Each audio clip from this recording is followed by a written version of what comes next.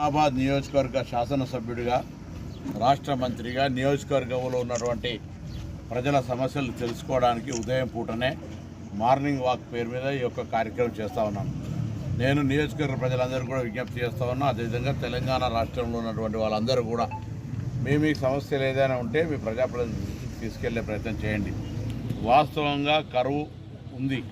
వర్షాకాలంలో సరైనటువంటి వర్షాలు పడని కారణంగా రైతాంగానికి కొంత ఇబ్బంది వస్తున్నటువంటి మాట వాస్తవం. అయినా ప్రభుత్వం అన్ని రకాల చర్యలు తీసుకునే ప్రయత్నం చేస్తూ ఉంది.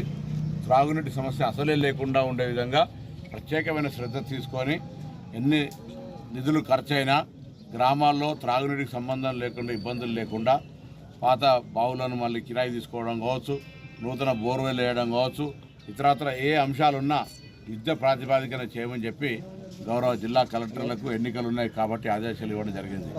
ఇంకా అదే కాక కూడా ఈరోజు